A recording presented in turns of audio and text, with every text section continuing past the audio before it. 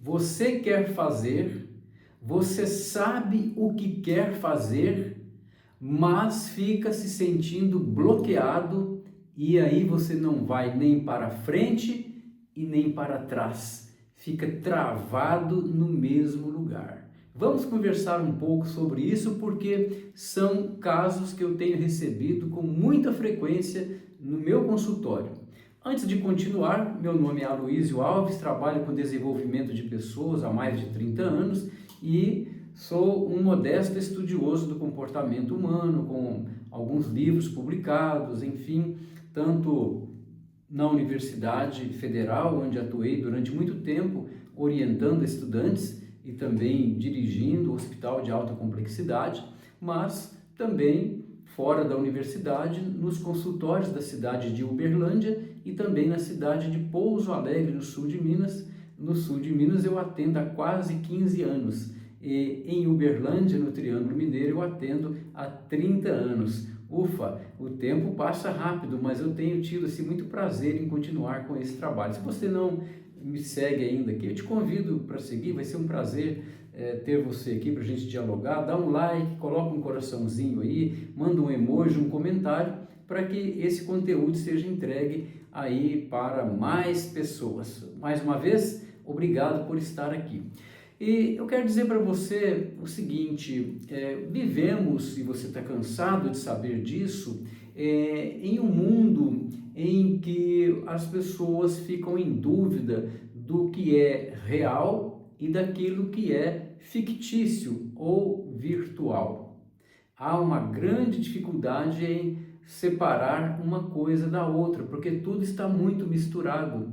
Vivemos, a humanidade toda, vivemos imersos no mundo virtual e mal levantamos a nossa cabeça para conversar uns com os outros. Isso não é nenhuma crítica, ao contrário, é uma constatação.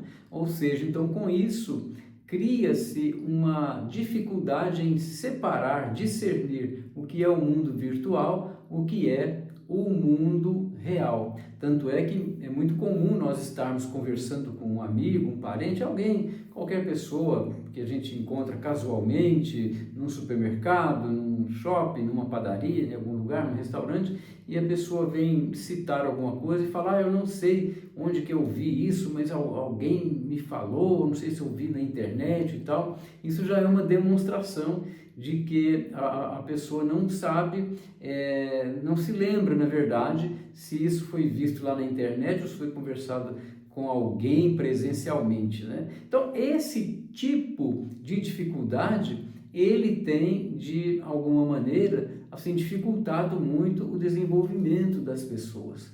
Nos processos que eu faço com as pessoas que me procuram, online ou mesmo presencialmente, eu vejo assim, com muita frequência as pessoas buscarem exatamente uma ajuda para elaborarem suas próprias vidas. E aí é onde que, nesses casos, eu utilizo, né, aplico o método da psicanálise, né, da psicanálise raiz. Né?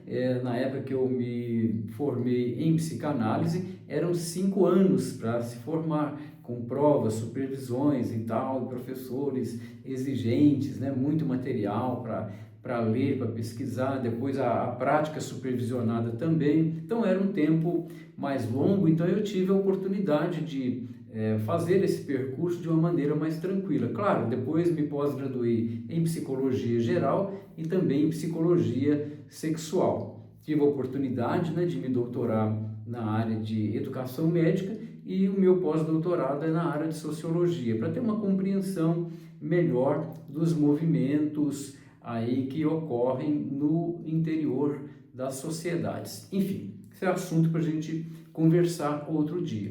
Mas tudo isso me ajuda a exatamente refletir que nós todos precisamos descobrir ou redescobrir a capacidade de ter um foco naquilo que nós realmente estamos buscando. E essa dificuldade que eu disse, que é de discernir, de separar o que é virtual e até eu diria fictício em alguns casos, com aquilo que é o mundo real, tem trazido muitos prejuízos para os casais, Então você percebe, eu percebo isso no atendimento a casais, que o casal nem se conhece. E eu não estou falando em casal que se casou no final da semana passada. Eu estou falando sobre casais que estão há 18 anos no casamento e que antes namoraram 3, 4 anos. Mas o que acontece? Essa falta de separação entre o que é real e o que é virtual traz assim uma correria muito grande e está tudo, né, passando muito rápido, muito mais também pela correria na qual nós estamos todos aí imersos.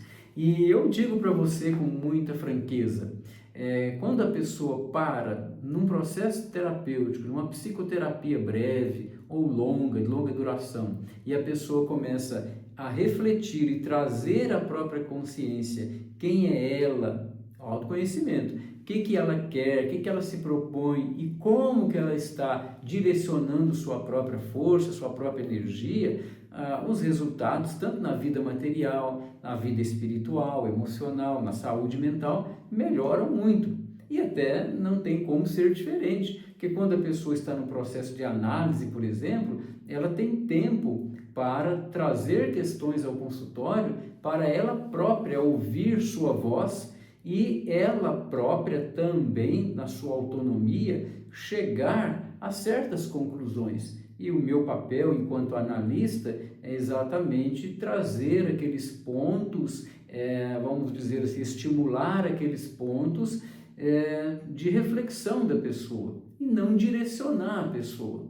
Porque muitas vezes as pessoas procuram a análise, mas numa atitude passiva, achando que vão se colocar ali no consultório ou no atendimento virtual, online, quero dizer, atendimento à distância, e que elas vão ficar ali inertes, passivas, e que o profissional vai fazer tudo por elas. Não, não é bem assim. Trabalho de análise, desenvolvimento aí de uma psicanálise séria é uma parceria. Então, quanto mais existe uma conexão, uma confiança, uma empatia, um entrosamento entre o profissional da análise e o paciente que procurou ajuda, quanto mais isso é fortalecido, melhores resultados. E é claro que o profissional que está atendendo, pelo menos eu imagino que seja assim, porque comigo é assim, eu entendo que o sucesso do meu paciente, a superação do meu paciente é, de alguma maneira, o meu sucesso. Eu participo ali, então é uma parceria, é pegar na mão, no melhor sentido da palavra, e levar a vida adiante. Então, essas misturas, confusões que acontecem, elas são dirimidas, são resolvidas num processo de uma psicoterapia pé no chão, sem firulas que parecem coisas de autoajuda, entende? Mas olhando para o paciente, para a pessoa que procura ajuda, no contexto dela. E aí, nesse tipo de ação é que exigirá por parte do profissional uma formação sólida, um percurso que já lhe tenha permitido fazer a própria análise. Como que eu vou apoiar alguém a fazer a sua análise pessoal se eu mesmo não tivesse passado por esse tipo de trabalho que é longo e é contínuo, né? Então não tem como eu ensinar ou influenciar alguém a ter prosperidade com dinheiro, uma parte material, se eu mesmo não cuido da minha própria vida material. É uma questão muito básica, né? Mas atualmente a gente vê uma inversão, isso sim, uma crítica. Eu vejo uma inversão que antigamente, né? Quando falo antigamente parece que eu estou saudoso. Tudo bem, que eu admito, posso estar. Mas antigamente, até algum tempo atrás, as pessoas passavam a influenciar os outros depois que elas tinham tido sucesso em algumas áreas. Hoje isso é um pouco, eu diria, muito diferente. As pessoas falam e se colocam como influencers, como influenciadores. Então essa lógica é muito estranha, porque atualmente não precisa a pessoa ter feito nada. Basta ela falar bem, ter uma oratória, né, uma retórica razoável, e ela meio que se coloca como mestre, como guia. Então, eu já venho de outra escola de vida, outra escola de formação, primeiro eu preciso realizar na minha própria vida, nos meus próprios afazeres, para depois eu apoiar ou influenciar alguém, seja na análise, seja numa terapia breve, ou seja numa palestra, num speech, numa empresa. Então, se eu vou numa empresa, por exemplo, por que eu vou? Porque eu fui diretor de hospital de alta complexidade, fui gerente de outras, eu já administrei outras empresas, já fui diretor de outras, então eu tenho, vamos dizer, um conhecimento prático de o que é participar de uma organização de trabalho, né? Eu não posso, por exemplo, pegar meu livro lá, Equipes e Empresas Adoecem, que é um livro que eu lancei o ano atrasado. Não adianta eu pegar aquele livro, chegar lá e ler aquele livro, que até foi quando eu fiz uma pós-graduação, eu transformei o meu artigo científico num livro.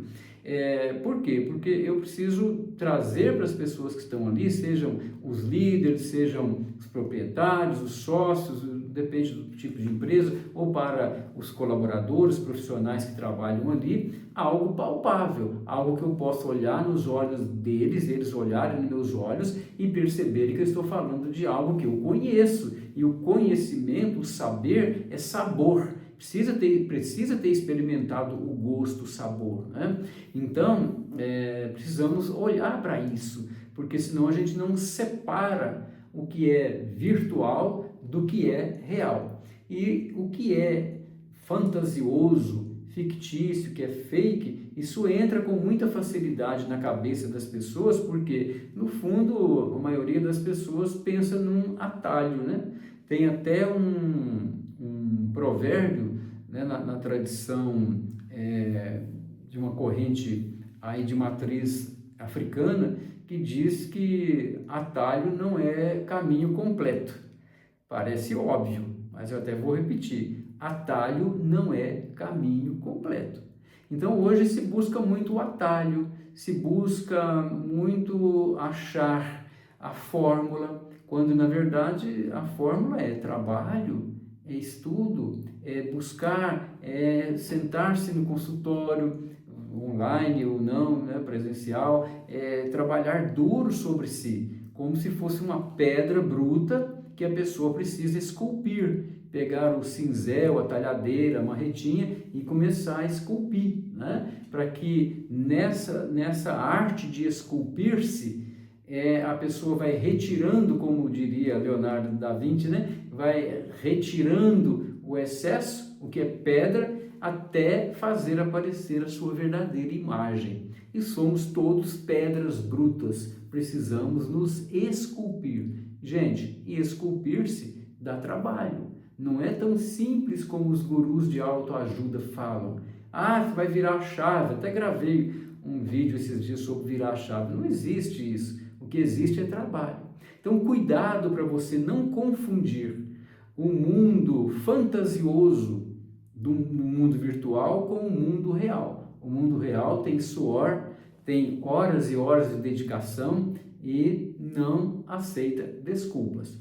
Bom, pessoal, hoje foi uma prestação de serviço, uma forma de, vamos dizer, prevenir o adoecimento mental, o adoecimento emocional e também ajudar você a decidir, a elaborar sua própria história, passar pela sua própria análise, né? Fazer uma boa análise no consultório, você buscar ajuda. Buscar ajuda não é fraqueza, é sinal de força, é sinal de que a pessoa tem humildade e desejo profundo de crescer. Eu espero ter ajudado vocês. Se você achou interessante essa conversa, já compartilha nos seus grupos, compartilha com as pessoas para ajudar essa mensagem a chegar a mais pessoas. Aqui foi o Aloísio Alves e eu desejo todo o sucesso e toda a saúde para você. Até a próxima!